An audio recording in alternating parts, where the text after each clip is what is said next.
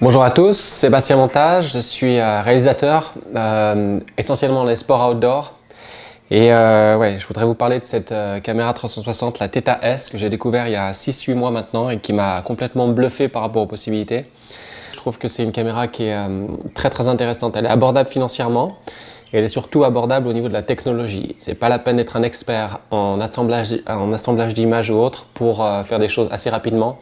Et surtout faire des choses qui sont novatrices en termes de prise de vue. Parce que pour la première fois, le spectateur il va décider de regarder où il veut. On ne lui impose pas un cadre. C'est lui qui décide avec son téléphone ou avec sa souris de regarder à l'endroit où il veut, au moment où il veut. Et ça, c'est assez magique. Par contre, au niveau de prise de vue, ça demande quand même de respecter quelques règles. Parce que le 360 et la vidéo traditionnelle, en termes de caméra et de mouvement, ça ne marche pas de la même façon. Il y a des choses à respecter. Donc je vais essayer de vous parler de 5 points qui me semblent essentiels pour réussir une vidéo 360. Alors d'abord, la notion de cadre. Le cadre traditionnel tel qu'on le connaît, le 24-36, fait de cadrer pour faire une photo, on oublie complètement parce que la vidéo 360, elle filme partout autour de vous. Voilà, elle est au centre d'une sphère comme ça. On va prendre ça.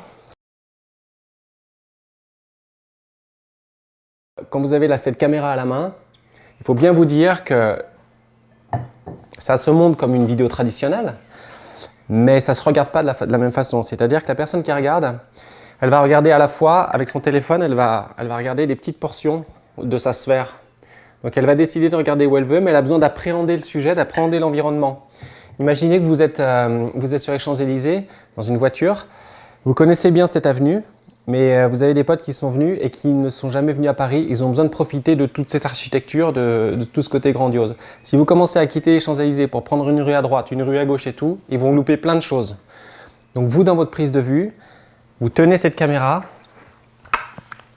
et vous la tenez longtemps sur des distances qui sont linéaires. C'est-à-dire que des cuts de 2, 3, 4 secondes très variés avec beaucoup d'angles différents, ça ne marche pas du tout en 360. Veillez à filmer des actions relativement longues, 30 secondes, 1 minute, et à faire des montages simples au début. Quand on considère la prise de vue traditionnelle photo-vidéo, on dit souvent qu'on est en marge de l'action, c'est-à-dire soit on est caché, soit on est à côté, mais en tout cas on essaye de se faire discret pour ne pas apparaître. Là, vous ne pouvez plus réfléchir comme ça.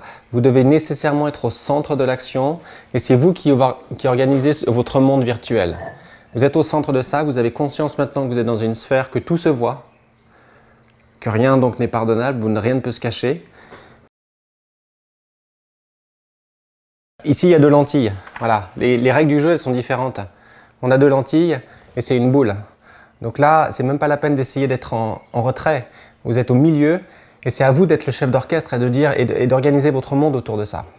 Finalement, ça demande de repenser notre façon de filmer.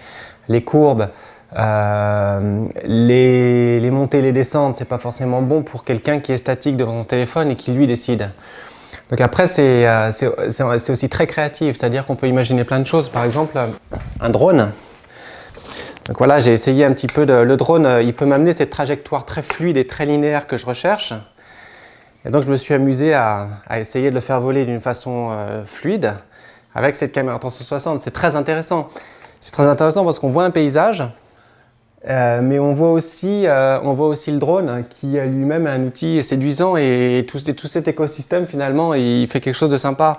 Alors il y a plein de possibilités, effectivement ça peut être sur votre tête avec un casque tout simplement, ça peut être classiquement tenu à la main, ça peut être sur des outils de stabilisation qui vont peut-être être développés bientôt pour qu'il n'y ait plus de tremblement justement, ou le classique selfie stick qui est là et qui va nous faire rentrer complètement dans le cadre.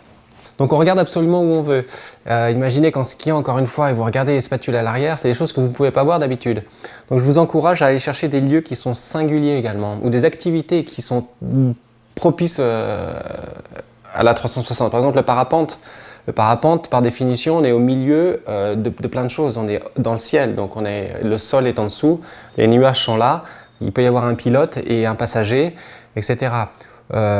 Courir sur des endroits escarpés, suivre une falaise, marcher sur un muret, Voilà, il y a plein de choses qui font que vous pouvez augmenter la perception des choses par le public, avoir des angles qui sont complètement séduisants et finalement sortir du lot parce que ce soit en photo ou en vidéo, c'est quand même une typicité d'image très très singulière.